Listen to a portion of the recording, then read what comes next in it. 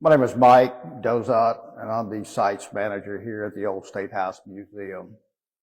Hi, I'm Rae Ann, and I'm development director here at Old State House Museum, and we are in our First Ladies Gallery filming today. Mike, when I first came to the museum, I came from a non-museum job, and I was amazed at all the things that are done to the environment in a museum that are so different from any other place. Can you tell us about that? Well, the major difference is that our air conditioning system, HVAC system, will run 24 hours a day, 7 days a week to maintain a certain amount of humidity and a certain temperature, which is critical to the building, which is our main artifact here. And it's also critical to the gowns, as you see here, textiles. If we can maintain a 50% humidity and a temperature range between 70 and 72 degrees, that's what we're looking for. In a regular office setting or a retail setting, you're going to have air conditioners being turned off at night down to minimal. They don't really regulate humidity as much as we do here, but it's critical that we do that here. Okay.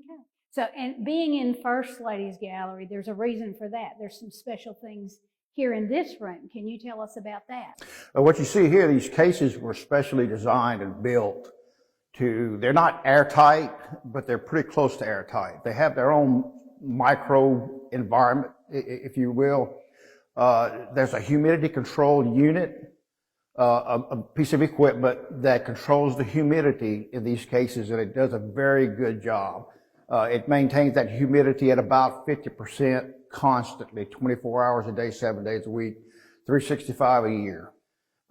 These cases also have their own air conditioning system that when needed, it will regulate the temperature, but we are able to maintain that temperature and humidity, which is critical to the textiles inside these cases. Okay. Well, in the South, humidity is a big issue. It's very, very big, and it'll fluctuate. Right now, we're in fall, and we've seen humidity outside drop to 20%, 30%, but we have to maintain that 50% here. Okay.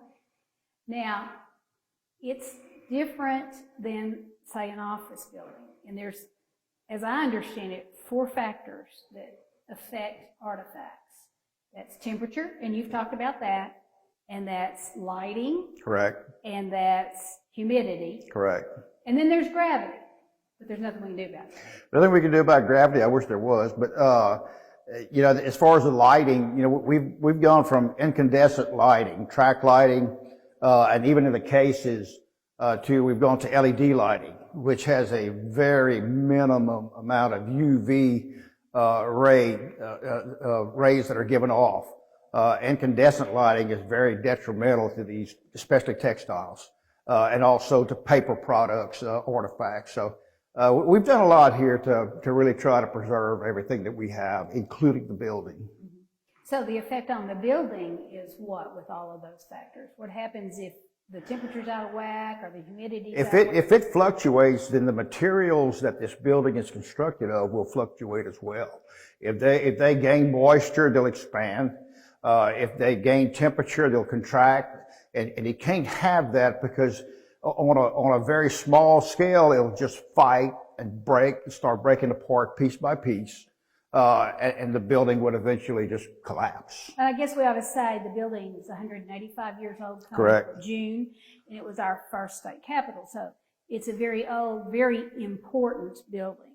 And you've done a lot this past year to upgrade the environmental controls. Can you tell us a little bit about what we've been doing? Correct. We talk about HVAC systems, HVAC, or it's heating, ventilation, and air conditioning.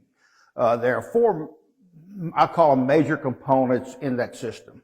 One, and I'll start off with this one first because it controls everything else that I will mention. That's our environmental control, our automated system.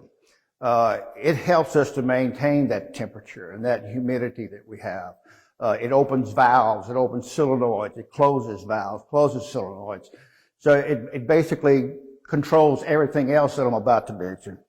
The other 3 items is, one is our chiller, which cools water down to a temperature between 42 and 45 degrees. And that cold water goes through air handling units, which is the third component.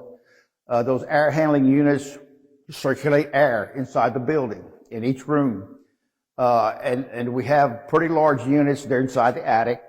And this chilled water will go through a radiator system similar to what's on your car that maintains the temperature of your car engine. And it will cool the air as it goes through, which helps us to keep the building cool. And also, the last component, and a major component, is a boiler, which heats the water. And at times you may think that they're fighting each other, but they're actually working together. This hot water goes to the air handling system. It goes through a radiator as well. They're called condensers or coils. And it will push warm air. But the electronic part is what tells it what it needs to do, not just for temperature's sake, but for humidity. Sometimes the air coming out of these vents will be 120 degrees when it's hot, but inside the room, but it's trying to control that humidity.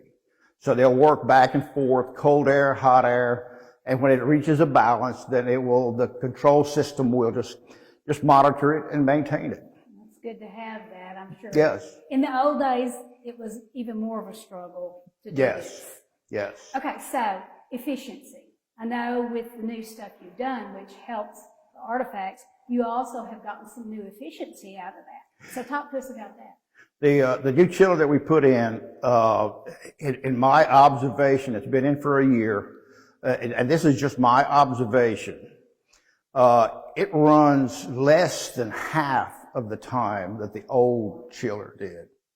And it does a much better job of maintaining that chill water temperature that's very critical from 42, 45 degree water temperature. And I mean, it's just amazing as to how little it does run. Now, the engineer said we'd save from a dollar figure about $10,000 a year. But I think we'll save more than that. But like I said, my observation is it's running a lot less, even less than half of what the other one ran. Okay. Yeah. Anything else you want to tell us?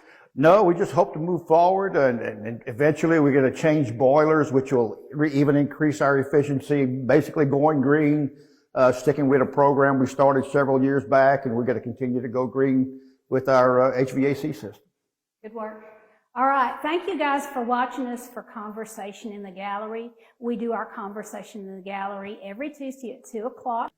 Also, you can come and visit us on our website, and there's access to eMuseum. You can see wonderful artifacts. We have 40,000 artifacts, and most of them are on that eMuseum.